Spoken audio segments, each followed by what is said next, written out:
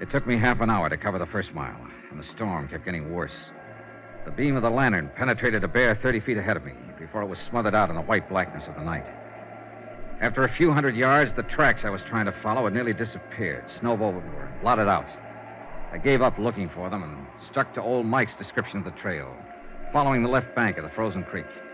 The drifts were deeper down along the creek bottoms, and the going was rougher. But I didn't dare leave it to look for better footing.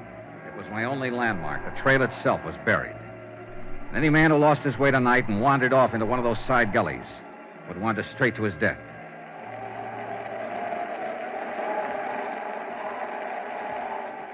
An hour passed.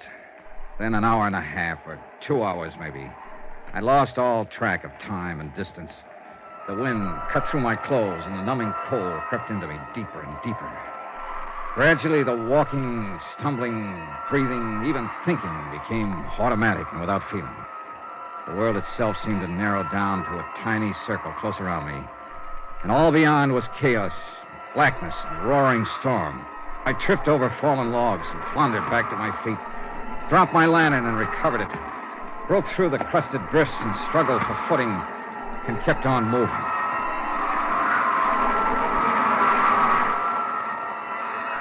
In the weird nightmare of the blizzard, I could hardly recognize reality when I came face to face with it.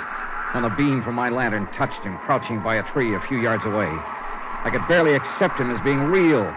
He'd been watching my light as I approached, waiting for me. It was Benny Stark with his gun leveled and aimed. Don't be a fool, Benny. Drop that gun!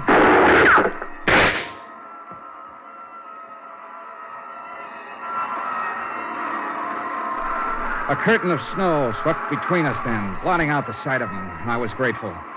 I turned and stumbled on into the storm, moving in pitch darkness now, except for the ghostly glow from the snow-covered ground. The second shot had smashed my lantern. I had nothing left to go by but instinct and luck, and they weren't enough. Within 15 minutes, I was hopelessly lost.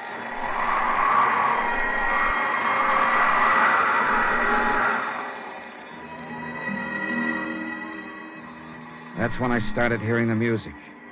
Miles from no place where there couldn't be any music, except inside my head. The cold and fatigue were finally doing their work. I knew the signs. The next step was to start wandering in circles, smaller and smaller ones, and the last step, to drop exhausted and go peacefully to sleep. Peacefully and permanently.